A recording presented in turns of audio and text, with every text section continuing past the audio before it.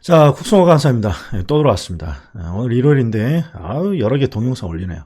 자, 모의고사는 모의고사고, 복습자료는 복습자료죠. 자, 문제는 이제 3월달이 시작을 했습니다. 3월달이. 그럼 이제 새롭게 출발이잖아요. 그러니까 새롭게 출발인데, 뭐 이런 복습자료를 하니 해야죠. 자, 3월 시작은 새로운 시작이지만, 이번 주에 했던 복습 문제를 깔끔하게 해결해야죠.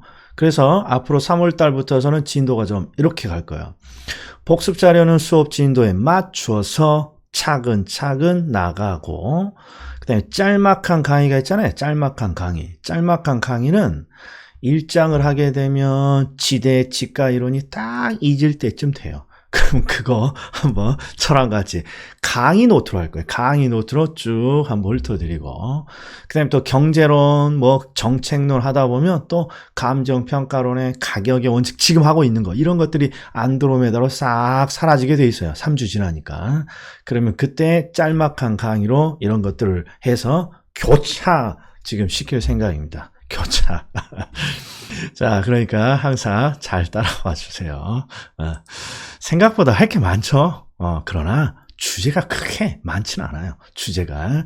강의 노트에 있는 주제들 4월 달까지는 암기하는 게 목적이에요. 5월 달부터서는 이제 우리 강의가 요약집으로 나가니까 요약집을 읽을 때 아주 익숙하게 읽어주려면 강의 노트가 암기돼야 된다. 아유, 잔소리가 심했어요. 자, 들어갑니다. 자, 기본적으로 이번에 복습 자료는 가격 원칙, 가격 공시제도, 감정평가 3방식. 가격 원칙은 이미 암기 코드까지 올려놨어요. 자, 스타트입니다. 자, 변동의 원칙은 가격이 변합니다. 이게 찾아져야 돼요. 근데 의외로 많이 못 찾더라고요. 자, 여기에 재화의 가격이에요. 재화의 가격이 가치 형성 표현에 따라 달라진다. 변한다. 그 다음에 재화의 가격이 아니라 이번에는 부동산 가격이라고 되어 있고, 부동산 가격도 사회, 경제, 행정적 요인, 부동산 자체가 가지는 개별 요인에 따라 지속적으로 변동한다. 옳은 질문. 자, 감정평가 기준 시점 확정이에요. 그럼 예측이 아니라 변동의 원칙이죠. 가격은 변하니까 가치를 추계할 때는 몇 월 며칠자 가격인지 기준을 밝혀줘야 됩니다. 기준 시점. 3번, 균형은 항상 앞에 두 글자 뭐가 생략되어 있죠? 내부 균형이죠. 내부.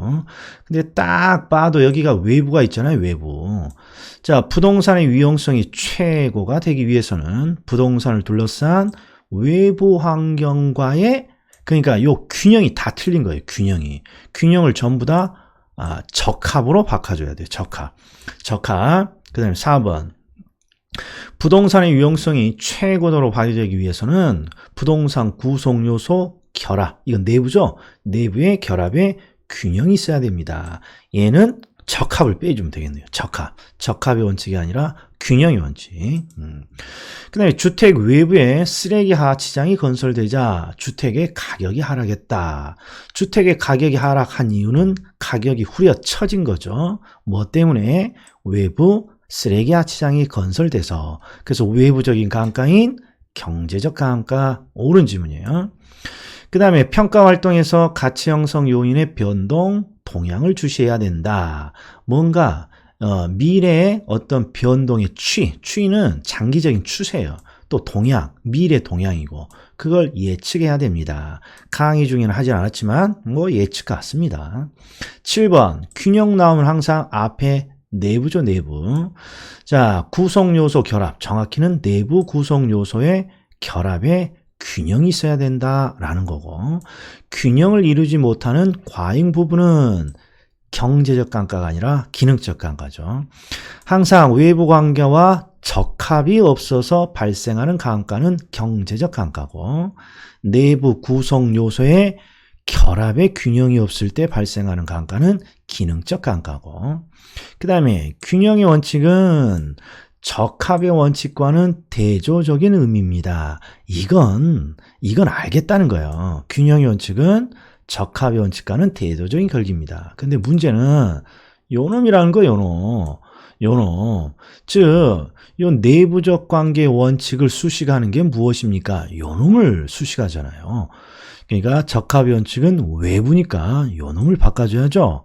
내부가 아니라 외부적 관계 원칙인 적합의 원칙과 대조적인 의미다. 그리고 여기에 최유효 이용을 왜 나왔다고 수업에 해줬죠. 자, 균형과 적합의 원칙은 기본적으로 부동산 가격이 최고가 되기 위해서는 외부 환경과 적합하고 내부의 균형이 있어야 되죠. 이걸 이렇게 바꿀 수 있어요. 부동산의 최유효 이용이 되기 위해서는 내부에 균형이 있고 외부에 적합이 있어야 됩니다. 그래서 최유효 이용을 강조한다. 이렇게도 출제가 됐네요.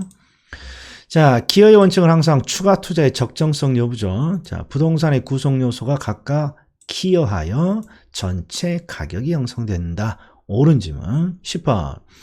대체 원칙은 가격이 유사해진다는 원칙이죠. 가격이 언제? 재화가 유사하면 가격도 유사해집니다. 대체성 있는 두 개 이상의 재화가 존재할 때 그 재화는 서로 관련되어 이루어지는데 관련돼서 어떻게 됩니까? 물어보면 비슷한 가격이 되는 거야. 이렇게. 11번. 대체 원칙은 가격이 유사하다. 정확히는 재화가 비슷하면 가격이 유사해집니다. 그럼 왜 그렇습니까? 소비자들이 유용성이 동일할 때 항상 싼 것만을 선택하는 행동을 한다고요. 그러니까 비슷한 재화를 팔아먹기 위해서는 비슷한 가격을 책정할 수밖에 없더라. 12번. 3방식 나오면 그냥 몇 대는 맞으셔야겠다고 3대는 맞아야겠어. 이게 대체 원칙이죠. 옳은 질문. 자, 경쟁의 원칙은 항상 초과 이윤이 떠올라야죠. 초과 이윤. 근데 뒤를 봤더니 초과 이윤에 초자도 안 보여. 그러니까 틀린 거예요. 자, 여기 있어요. 15번 보세요. 경쟁의 원칙은 항상 초과 이윤이 보여야 돼요. 부동산의 초과 이윤은 경쟁을 야기하고 경쟁은 다시 초과 이윤을 감소시키더라. 이게 경쟁의 원칙이잖아요. 그래서 13번은 봤더니 인근 토지를 매수할까 하필할까? 기존 건물을 증축할까? 아하, 추가 투자를 지금 결정을 하고 있구나. 추가 투자 여부를. 항상 추가 투자에는 비용이 수반되는데 이 비용이 전체 가치 형성에 기여를 한다면 추가 투자를 하는 것이옵니다. 경쟁이 아니라 기여의 원칙이 돼야죠. 틀린 질문. 수익 배분 원칙은 앞에 또 뭐가 생략돼 있어요? 토지에는 항상 잔여 수익이 배분됩니다. 토지에는 잔여, 즉 토지에 귀속되는 수익은 다른 생산 요소보다 먼저 배분되는 게 아니라 다른 생산 요소에 다 분배하고 난 잔여 수익이 배분됩니다. 이렇게 가야죠. 틀린 질문이네요. 그래서 자, 가격공시 제도인데, 자, 질문. 가격공시 제도는 몇 가지가 떠올라야 돼요? 야, 뭔 질문을 그렇게 추상적으로 하니? 몇 가지가 떠올라야 된다니? 그러면 5가지예요. 5는 25. 그럼 첫 번째 보세요. 항상 국토교통부 장관이 표준지를 만들면 시장군수구청장이 끌어다가 개별공시지가를 만들고 개별이가 완성이 되면 그걸 끌어다가 조세를 부과합니다. 표준주택이 만들어지면 시장군수구청장이 개별이를 만들고 개별주택이 만들어지면 조세를 부과합니다. 공동주택은 너무나 중요한 주택이어서 국토교통부 장관이 전수조사합니다. 일단 가격공시제도 중에 시험에 잘 나오는 거 5가지. 표준지 공시지가, 개별공시지가, 표준주택, 개별주택, 공동주택. 이거 그 다음에 또 5가지가. 출제자는 이거에 대해서 5가지를 물어봐요. 결정 주체. 누가 결정하니? 몇 월 몇 일자 가격이니? 공시기준일. 어떤 걸 공시합니까? 공시사항. 그 다음에 그것들은 어디다 써먹습니까? 효력. 불만 있으면 누구한테 하나요? 이의신청. 이렇게. 자, 1번부터 5번까지가 전부 다 하나씩이에요. 일단 표준지니까 누가 산정해야죠? 국토교통부 장관이 결정하는 거예요. 그래서 일단 틀린 지문이 되는 거예요. 그 다음에 2번은 1월 1일은 공시기준일이죠.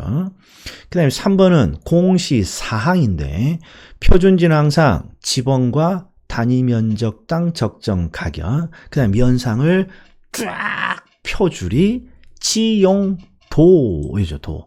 그러니까 공시상이 맞죠.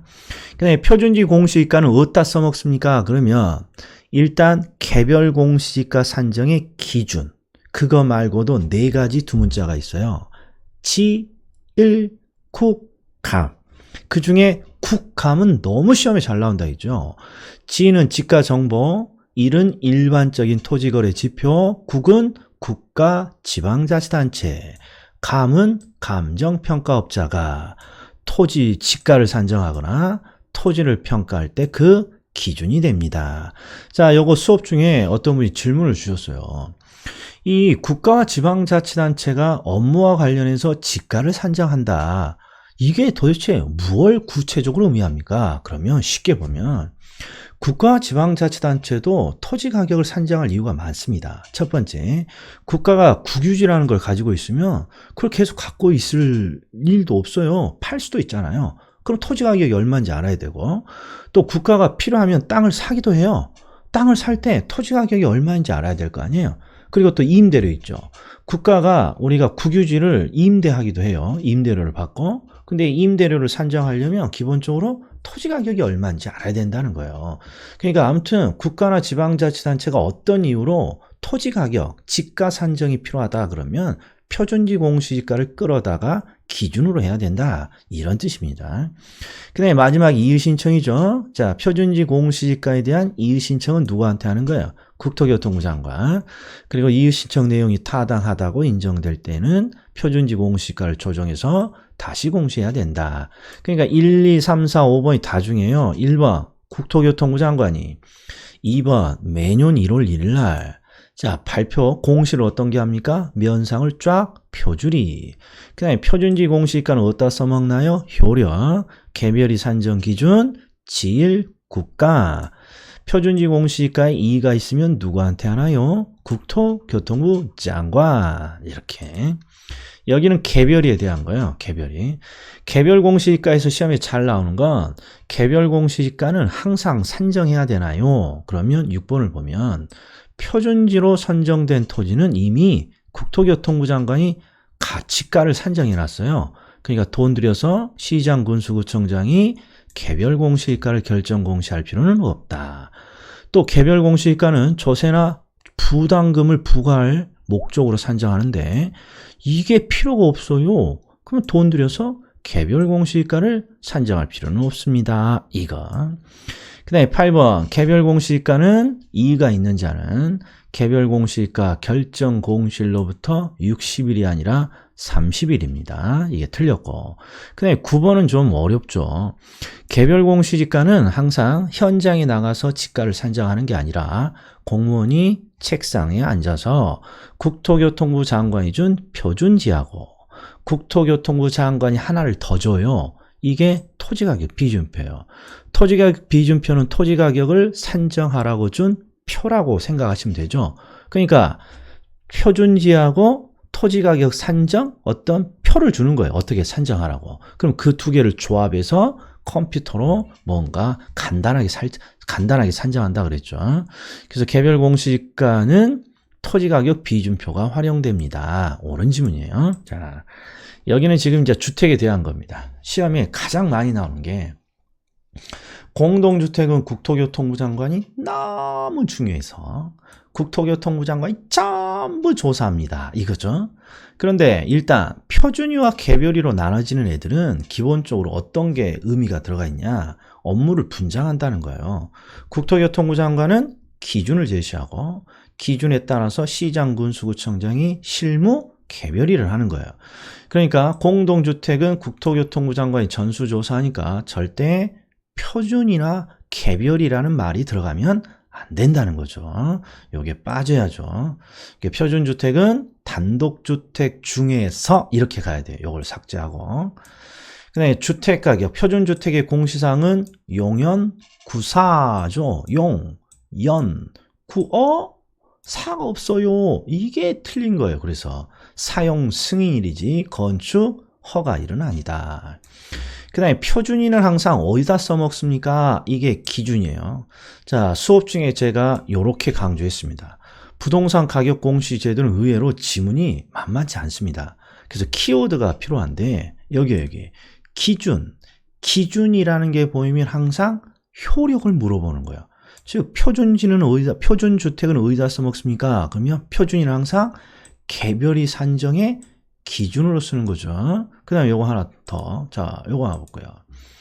여기 보면 기준이라고 되어 있어요. 4번. 기준이라고 나오면 항상 효력이에요. 표준지 공시가는 어디다 써먹어요? 그러면 개별이 산정 기준이고 나머지가 지일, 국가 이런 식으로 기준. 자, 표준지, 표준주택 모두 이 신청 절차가 있다. 당연한 소리. 자, 여기서부터. 자, 우리가 수업 중에 3방식에 대해서 한 40분 정도밖에 안 했을 거예요. 그리고 여기 나와 있는 지금 총 8개 지문은요. 전부 틀렸다. 전부 틀렸어요. 그러니까 이게 이런 식으로 잘 나오는데 함정을 꼭 찾아주셔야 됩니다. 자, 일단 볼게요. 거래사례 비교법은 일단 시장에서 가치를 찾는 방법이죠. 정확히 시장에서 뭘 찾은 다음에 유사 물건의 거래 사례를 찾은 다음에 내 물건과 비교를 통해서 가치를 찾죠. 가에. 그런데 여기 보세요. 임대료를 산정합니다. X란 말이에요. 여기에 가액을 산정한다. 또는 가치를 산정한다. 가격을 산정한다. 이럴 수는 있지만 임대료는 아니라는 거죠. 그 다음에 거래 사례 비교법은 꼭 여기다가 요걸 집어넣어요. 임대 사례. 아니, 거래 사례가 나와야죠. 그러니까 요렇게도 함정이 나온다. 자, 원가법은 비용의 측면에서 가치를 찾죠. 정확히 따지면 제조달 원가에 감가 수정을 하는 방법이죠. 그런데 감가 수정은 맞았는데 이게 무슨 가격이라고 되어 있어요? 기초 가격이 아니라 제조달 원가. 이렇게 함정으로 시험에 나왔고, 그 다음에 4번 보세요. 원가법이란 제조달 원가에 감가 수정을 합니다. 여기까지 맞았는데 또 여기다가 가격이 아니라 임대료라고 적어놨다. 이렇게도 오답으로 나왔고, 5번 제조달 원가에 감가 수정을 해요. 그리고 물건의 가액을 산정해요. 다 맞았는데 이번에는 이걸 뭐라고 해놨어요? 원가법이죠. 적산법이 아니라. 정말 별의별 함정들을 많이 넣어놨죠. 그래서 적산법에서 시오 15이면 항상 시오 다음에 이응, 임료, 얘는 임료라는 거죠. 자, 마지막이에요. 이것도 세 가지예요. 자, 보세요. 수익환원법은 일단 수익으로부터 가치를 찾는 건데, 수익으로부터 가치를 찾는 게 뭐예요? 그러면 가치 정의가 떠올라야 돼요. 가치란 과거나 현재가 아니라 장래, 기대 이익의 현재 가치 합의옵니다. 이게 떠올라야죠, 이게. 그래서 수익은 정확히 말하면 장래 수익이고, 환원하면 현재 가치를 의미하죠. 자, 대상 물건이 장래 산출할 것으로 기대되는 순수이익이나 아이고 이거 틀려버렸네. 항상 가치는 장래가 중요하다니까요. 그래서 과거의 현금 흐름 X라고 X. 과거가 미래로 바뀌어야 돼요. 그리고 환원과 할인은 둘 다 똑같이 현재 가치라는 표현이라고 그랬어요. 투자 실무에서는 현재 가치를 할인, 평가 실무에서는 환원. 일단 요게 틀린 거죠. 과거. 정말 눈에 안 띕니다. 7번. 대상 물건이 장래 산출할 것으로 기대되는 순수익, 미래 현금 흐름, 그 다음에 환원, 할인하여 물건의 가액을 산정합니다. 그러면 수익 환원법인데 이번에는 수익 분석법이라고 해놨네요. 그래서 틀린 거예요. 그 다음에 수익 환원법이고, 장래 순수익이고, 미래 현금 흐름이고, 환원 할인이라고 다 맞았는데 임대료라고 돼 있네요. 임대료를 구하는 방법은 수익 분석법이죠. 수익 분석법. 자, 여기까지. 참 정말 자주 나오는 정말 주옥 같은 지문들만 모아놨어요. 그래서 빡빡하지는 않아요. 특히 가격 원칙은 제가 시험에 많이 나오니까 아주 많이 넣어놨습니다만 정말 엑기스만 뽑아놨어요. 자, 특히 3방식 함정에 빠지면요. 정말 시험 보고 나서 저한테 한탄을 많이 합니다. 특히 모의고사 같은 거 보면. 왜 이런 그지 같은 함정을 넣어놨냐고. 그런데 이게 실제 시험에 너무 잘 나와요. 그런 함정들이. 자, 오늘 여기까지 하겠습니다. 자, 일단 복습 자료를 보고 있다면 이제 3월 새로운 시작이 시작돼요. 그럼 저도 강사 입장에서 뭔가 마음을 좀 다시 시작할 테니까 수업을 듣는 우리 수강생분들도 3월 달부터서는 암기를 좀 해줘야 돼요. 근데 암기라는 게 시간이 많이 걸리지 않아요. 제가 해달라는 것 정도만 해주면 충분히 자신감이 생긴다. 자, 여기까지입니다. 수고 많으셨어요.